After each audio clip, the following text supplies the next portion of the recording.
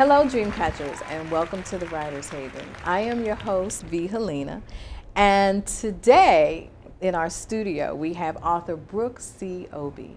Brooke is the recipient of the 2017 Phillis Wheatley Book Award for First Fiction for her debut novel, Book of ADDIS, Cradled Embers. Her work has appeared in Ebony, the Los Angeles Review of Books, Marie Claire, and other publications. She has an MFA in creative writing and a law degree from Mercer University. Here to discuss her passion, process, and projects is author Brooke Obie. Welcome to the Writer's Haven, Brooke. Thank you so much for having me. Well, we're excited to have you here. As I mentioned to you when we were first talking about your appearance here today, you are our second author slash lawyer, not practicing, but you have a law degree, so you Yes. have that law training. So let's start with that. Okay. One of the questions that I asked Lauren, who I know you're friends with, is how easy is it to transition that analytical thinking into creative writing?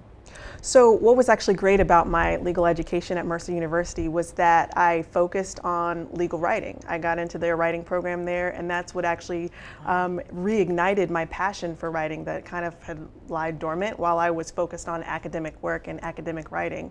And so getting into that legal writing and making a convincing argument and structuring a story, because that's basically what you're doing when you're writing a brief or you're trying to talk to a judge and trying to get them on your side, you're telling a story. And so getting that structure down, I've used that to write this novel and just outlining as well. All the outlining that we learned there, it's been invaluable as I've been switching over into fiction writing.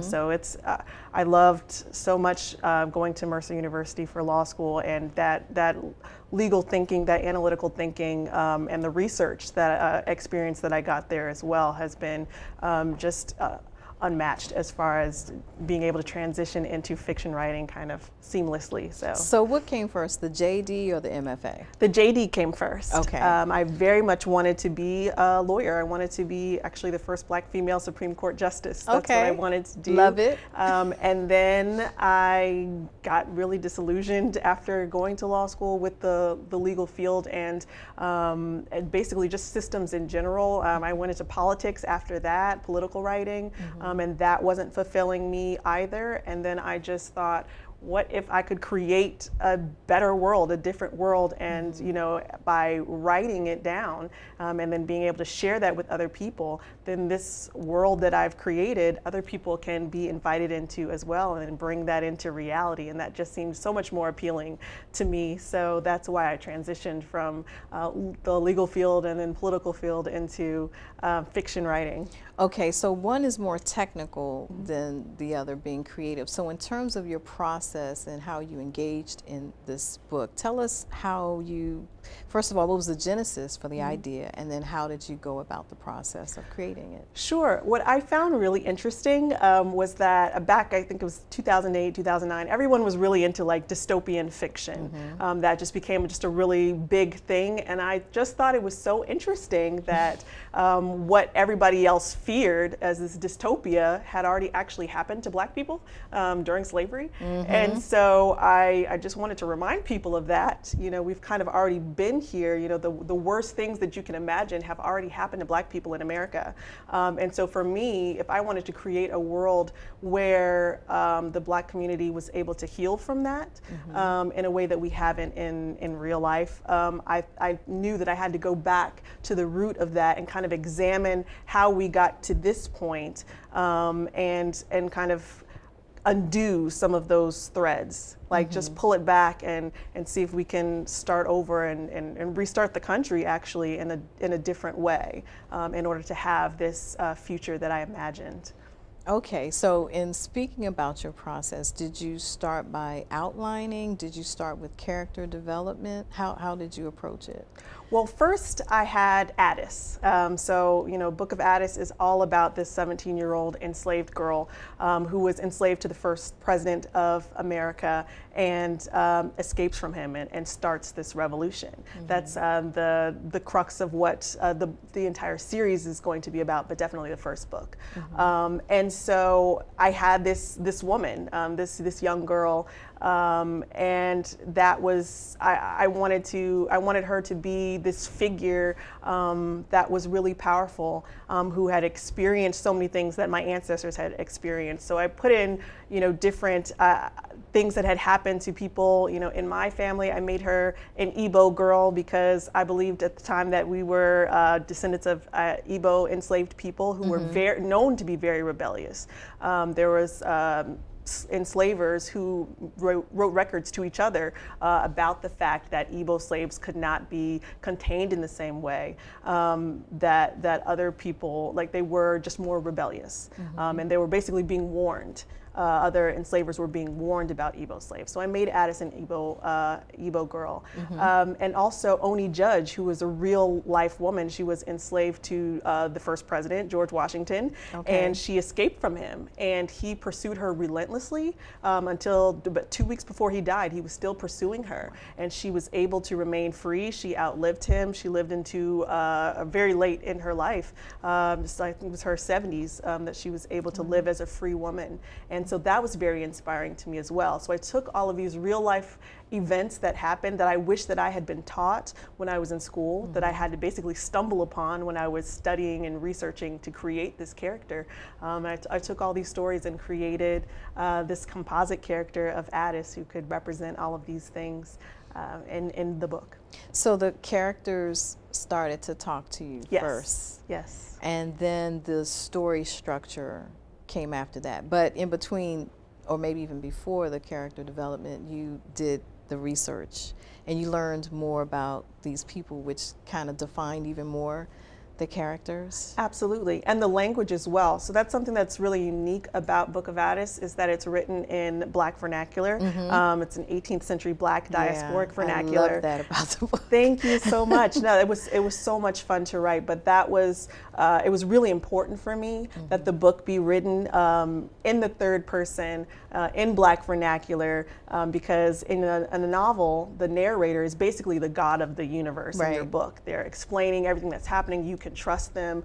And for me, in order to tell the story of enslaved people, the God of the universe had to be someone who could speak this language, who was on the side of the people. And so that's why I chose to use the language in that way. And so basically when I was in my MFA program at the New School, I studied writing in the vernacular. And it was something that when I first was writing the book, I kind of relegated the vernacular to just dialogue between characters. And it was not good. It was not well done, because I kind of had an embarrassment around it. I kind of had a shame around just speaking in the vernacular, because that's kind of the way I've been socialized in school. You know, you speak proper English, and anything that's not basically a standard English is going to be improper. It's going to be,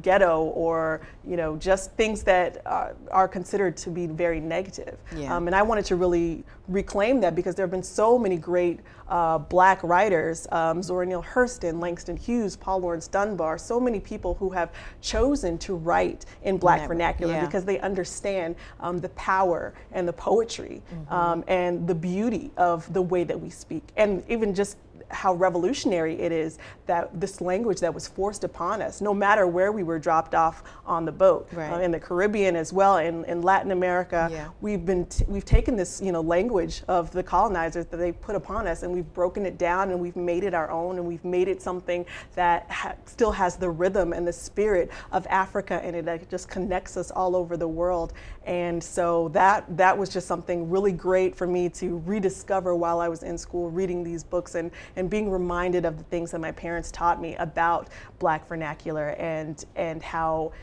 amazing it is and how amazing we are for still being here, for still surviving. So I wanted to honor that in the book, and I wanted the narrator and the characters all to be speaking that language as a unifying language. Well, you were very successful in definitely bringing that message out, and it's very, very much appreciated. It's a beautiful book of body of work. Thank you. So when you started on the journey of writing this book, did you know at that time that this was going to be a series, or when did that light bulb go off? Well, when I was doing my research and I was just finding out about so many amazing people and characters, real life people in history who had just done such amazing things that I had never been taught, I wanted to put them all in the book. And I was just like, there's no way I can tell the story that I want to tell in just one book. You know, this is going to have to take some time. And also what I wanted to do was to kind of deconstruct some events in history and rewrite them, and that was going to take some time as well. That wasn't something I felt like should be rushed through. So that's how I got the idea when I was outlining everything and all the stories that I wanted to tell, that it had to be a 3-book series. So I was really excited to get that outline together and get all of my all the characters, all the plot points, and basically just make this a story of healing and redemption for the country. So that's what I wanted to do, and that's why I knew it was going to take some time, and I thought I would just, be okay with that. Take the time that it needs, and don't try to cram it all in one book. Take people on a journey that'll last a little while.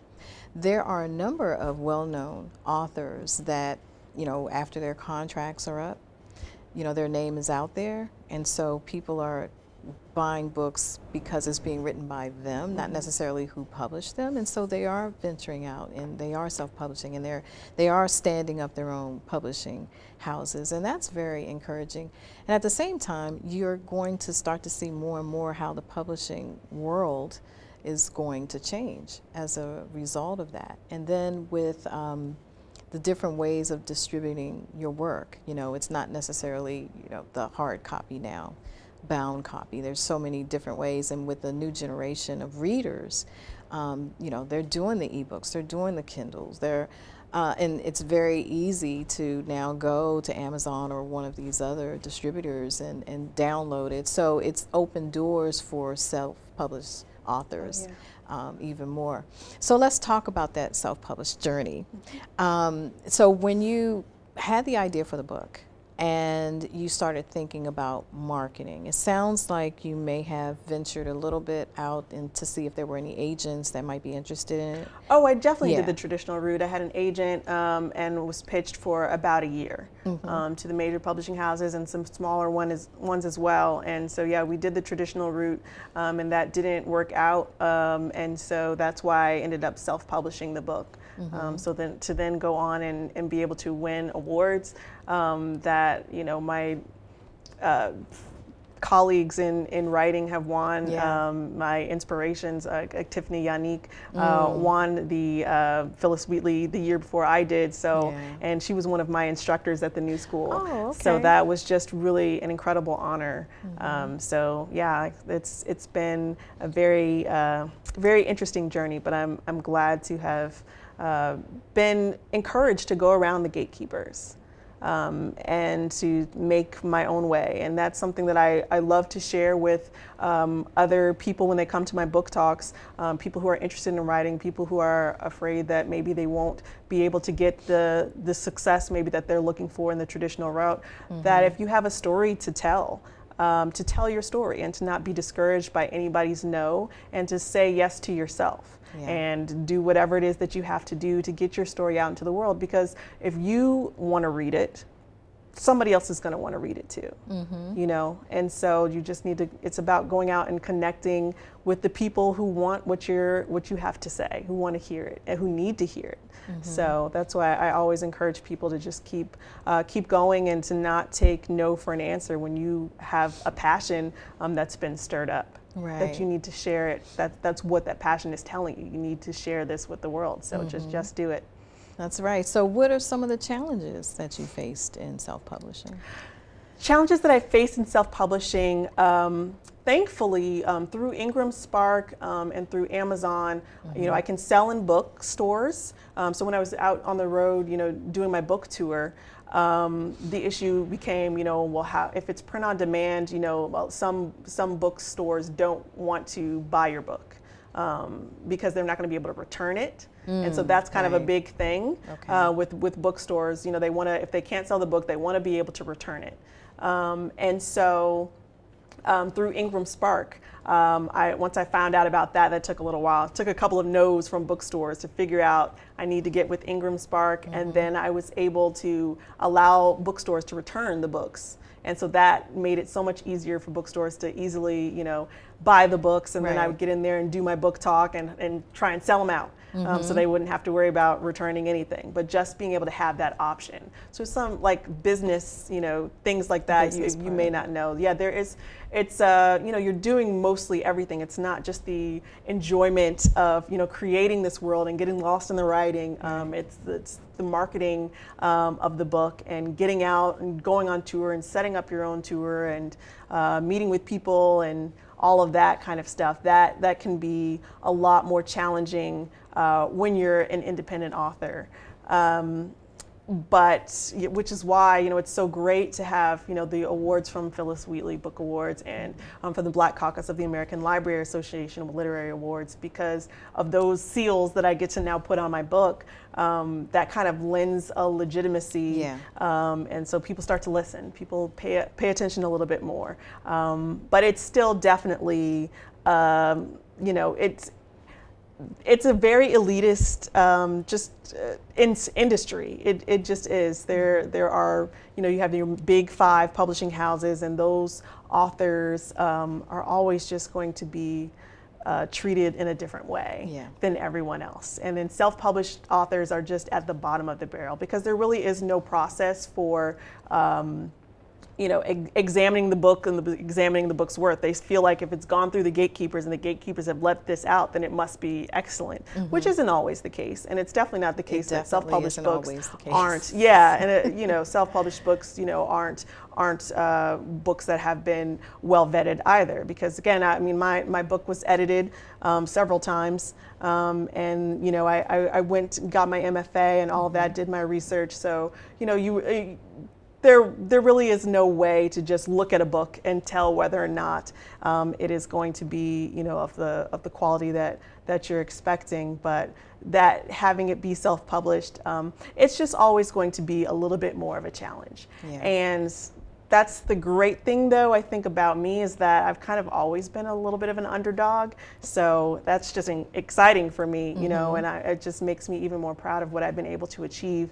And the college and universities that have invited me out. I mean, I've spoken everywhere from Oxford to Hampton University, my alma mater. So, you know, that's just, it's exciting to me. It's exciting to me to be able to do all that I've done with the support of just, you know, my parents and then fans that have read the book. It's been a very interesting, exciting journey, and I'm sitting here with you now today too, so it's been great. So let's talk about your projects. And so this one is in the can, and you've already revealed that this is a 3-book series.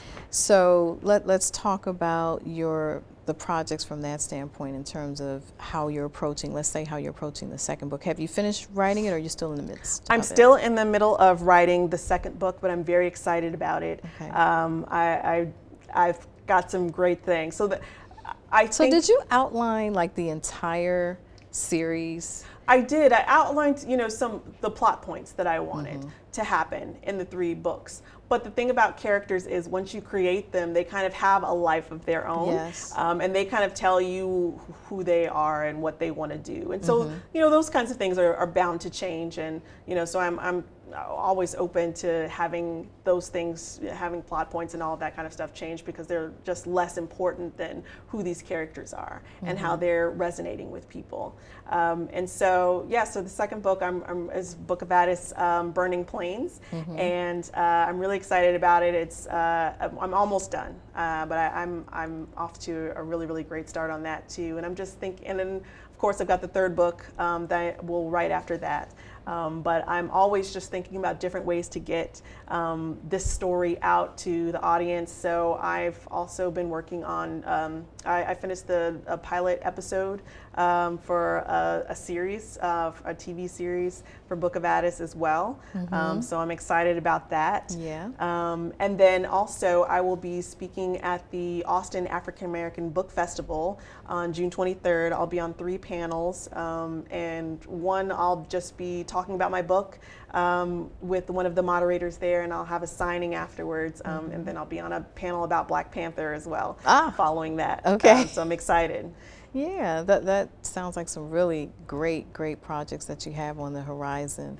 Now, one thing that you mentioned in terms of having the plot points for the 3 books, did you find that as you completed the first book and you're starting on the second, that some of those plot points may have changed a bit? Of course, Yeah. yes. I mean, it's very hard to write a sequel in general, and I don't want to put out a sequel if it's not going to be better than the first book. And so I knew what the feedback that I got from the first book was, once they got into the prologue, which is so action-packed, that it was just a breeze. I mean, people read it, in one day. And so I'm like, okay, so that means I need to have something just as juicy, just as exciting to happen in the beginning of the second book. And I had written maybe about 150 pages of the second book before this great beginning came to me. So I'm really excited. Just finished that beginning too. So now I'm going to go back and work it back into the 150 pages that I already have on that. So yeah, I know that. Are you going to shop that one? We'll see. But I think what's important, because now you have a following. Oh yeah. You've won the award. Yeah. So you're on the radar. Yeah. And I'm assuming that, well, I'm pretty sure that the second book and the third book will be in the same vein as the first. Yes. But, maybe with Zora Neale Hurston's book coming out, maybe that will change the color of how publishers start to see that type of writing. I hope it does. It really should. It really should. And I think, yes, this book, Barracuda, is a New York Times #1 bestseller because it's Zora Neale Hurston, but also because people are not ashamed of these kinds of stories. People are not afraid of these kinds of stories. And I hope that sends a very loud message to the industry that we want to talk about slavery. We cannot deal with what's happening in 2018 in America without dealing with our past. We've never fully reckoned with that. We've never fully healed from that. And so these kinds of stories, especially speculative fiction stories that give people an opportunity to heal from that, to work through that, to find some solutions for how we can be different in 2018, are important. And I hope that the industry is paying attention to that. Yeah. Okay, so what advice would you give to aspiring authors that are in various places in their writing journey, who are listening to this broadcast or the podcast and just hearing your journey? What advice would you, or words of wisdom, would you want to impart to them? I would just say write as often as you can, to be fierce about your writing time. If that means, cutting some activities off or some people off, or, just some Netflix time, like whatever it is, be very, very fierce in protecting your writing time, your writing space. Were you very regimented in yours?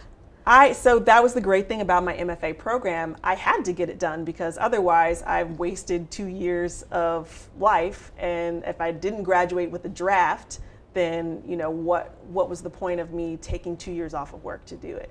So for me, I turned in the draft of Book of ADDIS as my thesis statement. Then that's how I was able to graduate. So yeah, it was, I didn't have much of a choice. And that's how I need to work, honestly. I need to have a thesis advisor. I need to have my writing group. I need to have people who are accountable, or who I can be accountable to, who are expecting me to get stuff done. And so that's how I was able to do that. And then now, you know, I have all these readers who are asking me, when's the second book coming out? I'm ready. You know, like that keeps me accountable. So that's, I definitely, I need those I need to be very regimented in that. But there are times as well when I just don't know what to say. Like I said, I was having trouble trying to find something, you know, as great as the beginning of Book of ADDIS for the second book. And it didn't come to me for a very long time. And, you know, it comes when it comes. Right. And so just being patient with yourself and going out and experiencing the world,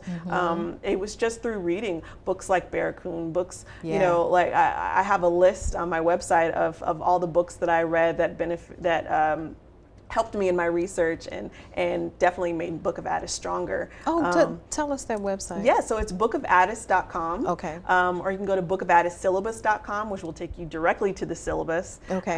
So yeah, and I have all of the books, the museums I visited, videos, movies I watched, the music I listened to. All of that is right there at bookofaddissyllabus.com. So is listening to music part of your process? Oh yeah. Writing? So that's the thing. Like writing in Black vernacular, it's very poetic, and so there was a bunch of music that I listened to. Fela Kuti.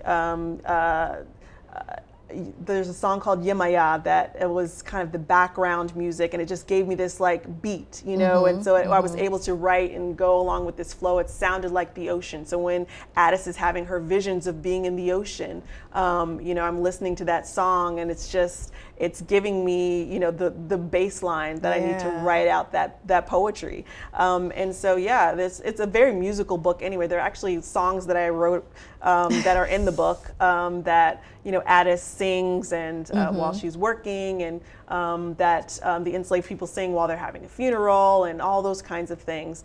And so that are all very much a part of you know, how we live, and how we breathe, and how we communicate with each other and with the people around us. Yeah, so. There's a musicality to it. So I was all about music when I was.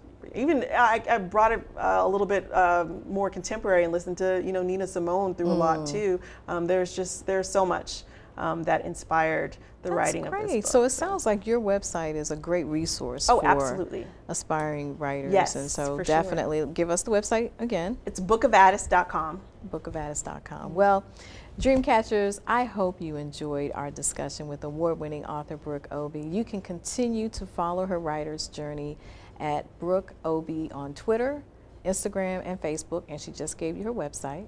Next week in the Haven, you will meet a new author on the scene that is making a big splash with her debut novel, About Her. You don't want to miss my chat with author Stephanie Simon. Also, don't forget, you can follow us at Writers Haven Show on Twitter, Instagram, and Facebook. Also tune in to YouTube, iTunes, iHeartRadio, Spreaker, Sonos, Alexa, SoundCloud, and Spotify to stream our past shows and subscribe so you'll never miss one. So I hope you enjoyed it, and you will see Brooke's show in about 4 weeks from today. And don't forget to visit us and visit her website. And until then, until next time in the Haven, catch fire on purpose.